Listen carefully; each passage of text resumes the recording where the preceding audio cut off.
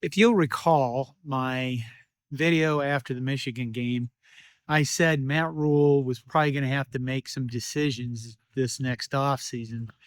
Well, after this debacle, not strong enough word, in Minnesota, I take the probably right out of that situation, out of that equation. He doesn't probably have to make decisions. He has to make a decision. And that is he's going to have to fire his offensive line coach. Is it Donovan Raiola? I always get the D's mixed up. This can't go on. I know that there's a lot of going back and forth about 9 sacks. Whose fault is it? As if there's one single thing that's at fault here. When you have systemic issues, typically people want to hit this easy button thing and say, well, it's that one thing. We just fix that one thing. Everything will be fine. It's not one thing. I mean, Dylan Raiola clearly has some issues as a quarterback, getting the ball out and seeing the field and stuff.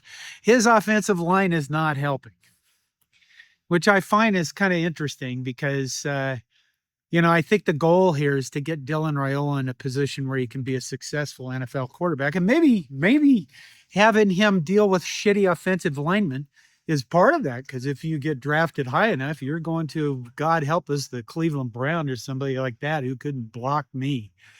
It reminds me, our offensive line looks like that State Farm commercial with the crossing guard. You've seen that. It's all over the football. That's us. Okay? Just because Dylan Raiola might have issues doesn't mean our offensive line doesn't suck to high heaven, because it does. There was evidence of that in the fact that we couldn't move Houston Christian off the line earlier in the season when we had short yardage plays. And people could blame the short yardage calls. Bullshit. You should be able to shove some guys from Houston Christian 2 or 3 yards off the line if you're Nebraska and playing in the Big Ten with an offensive line like that. With the offensive line you want. We're not good. And, during the Minnesota game, we lost our 2 best, allegedly, offensive linemen, and Rocco Spindler, who got injured, and then Elijah Pritchett, who was an idiot.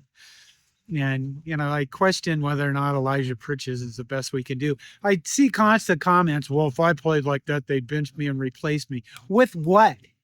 That's the problem. I was reading from the Bible this weekend, right? The Book of Milt, the assembly line by Milt Tenopir, one of the, if not the best offensive line coach in history.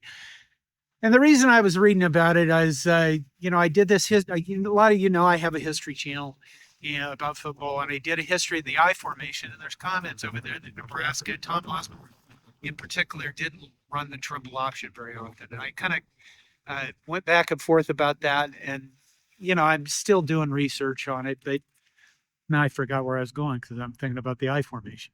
Anyway, I was reading from the Book of Milt. And in the beginning of the book, he talks about 94 and 95 and how they lost a lot of linemen between those seasons. And I think he determined that after spring ball, this isn't very stable, that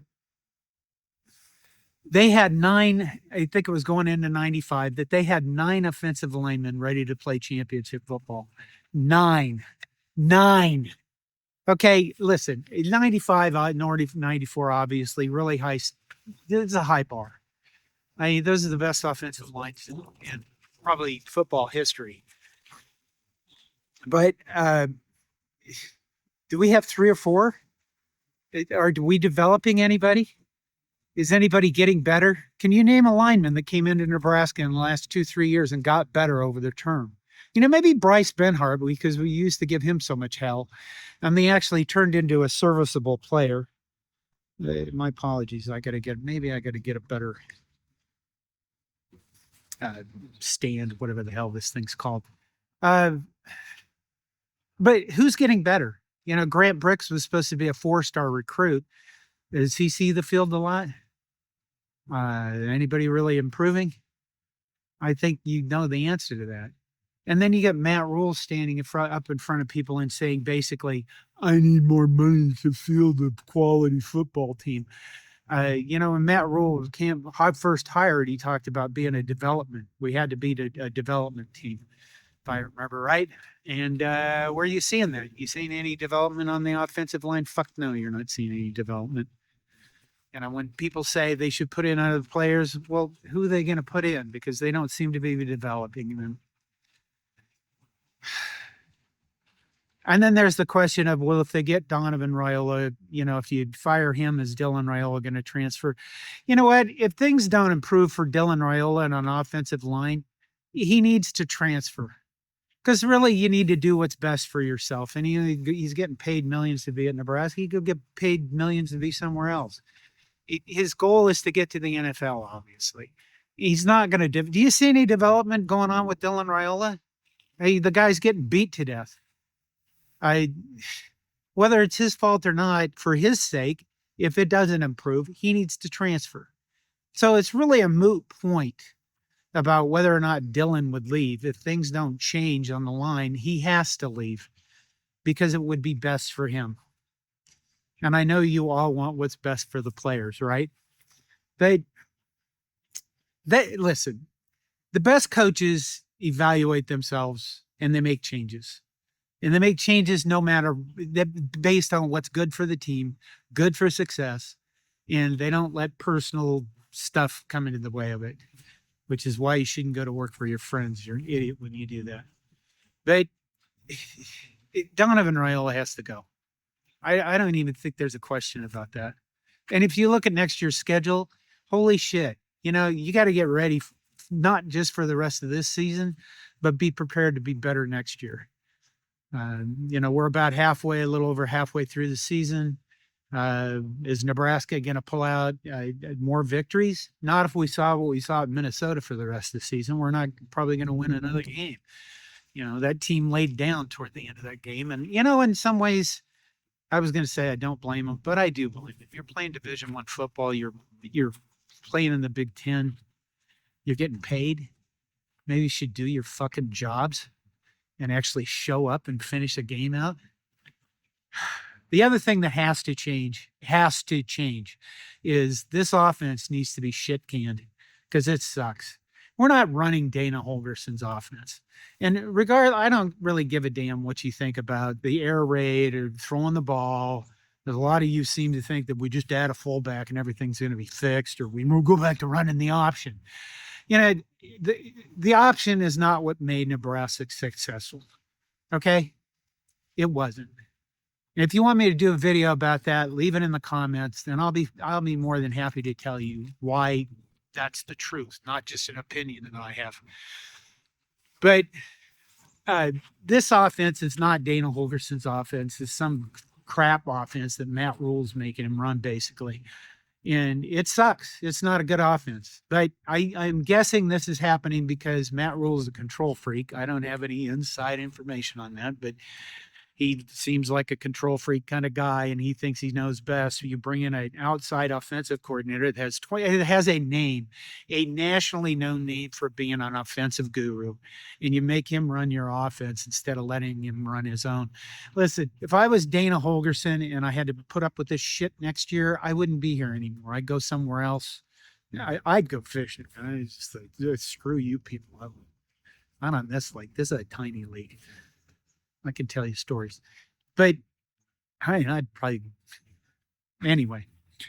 But some of this stuff can't continue and have Nebraska be successful. And you don't need to hear more crap from Matt Rhule about how he needs way more money. The problem with needing way more money is you're just driving up the market for other people. You can't buy offensive linemen because everybody wants to buy offensive linemen.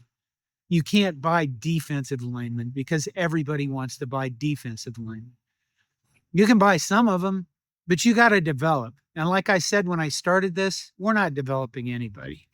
So those things have to change. And I hear so many comments about Matt Rhule being a used car salesman. Well, those are two things that I look out for coming into the rest of the season and into the off season. If he can make those changes, he's probably on the path to being successful. I mean, he demoted his shitty special teams coach, Ed Foley, last year, who's still on staff because he's a buddy. Maybe if you needed more money, you should cut some staff people and take their salaries and use that for something else, worthwhile.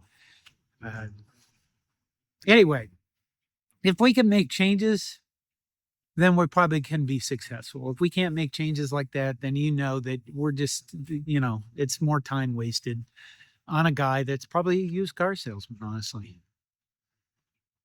Man, when did a used car salesman get such a bad reputation? Last used car salesman, I bought a Jeep. I always buy used cars. Bought a Jeep. The guy, it was a finance guy, sat down and told us that he had that Jeep and we needed to buy an extended warranty. And I believed him. And 3 months later, our transmission completely just blew up. And the warranty covered it. Otherwise, it would have been $8,000 or something to get a new transmission. So, see, the used car salesmen, they're not all bad. Why do people hate them so much? Okay, anyway, that's it for this Monday morning. Kind of in a cranky mood. Tell me what you think in the comments. Where do you think Nebraska football's going? What do you think's going on? And our offensive line coach has to go. This is just way too much shit for too long. And it's dumb. Love you all. Thanks for the support. And go Big Red.